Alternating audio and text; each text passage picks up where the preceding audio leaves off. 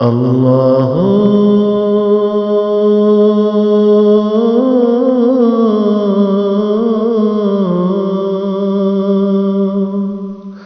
اللہ اللہ اللہ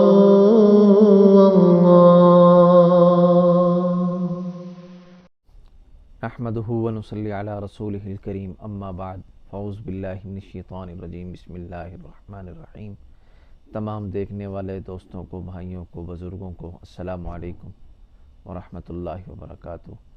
رمضان مبارک۔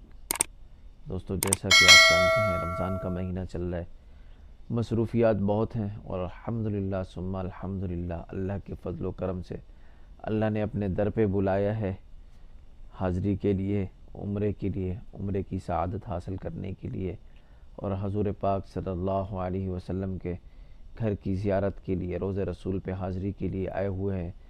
تو مختصر سی اور چھوٹی سی ویڈیو ایک دل میں آ گئی کہ بنا کے ڈال دوں آپ دوستوں تک۔ ایک چھوٹا سا وظیفہ ہے، کسی بھی حاجت کے لیے، کسی بھی قسم کی حاجت ہو، کوئی مسئلہ ہو گھر میں، کسی بھی چیز کی حاجت ہو، آپ اس کے لیے یہ وظیفہ کر سکتے ہیں۔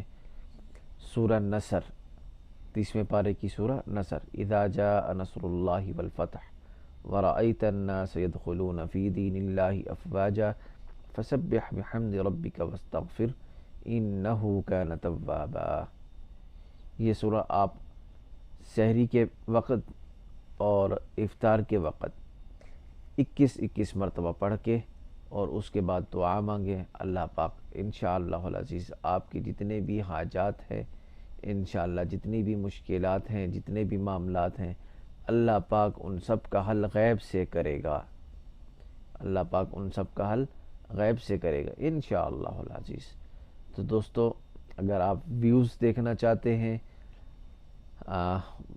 مکہ میں کیا چیز ہے، کس طرح ہے، اور مدینہ میں کیا چیز ہے، کس طرح ہے، تو اس کے لیے میرا ایک الگ سے چینل ہے، اس کے اوپر میں نے کافی ساری ویڈیوز ڈالی ہیں، اس کا لنک بھی انشاءاللہ آپ کو ڈسکرپشن میں دے دوں گا۔ اب وہ بھی اگر دیکھنا چاہے تو ضرور وزٹ کر لیجئے گا۔ تو اسی کے ساتھ اگلی ویڈیو تک کے لیے مجھے اجازت دیجیے، تب تک کے لیے اللہ حافظ۔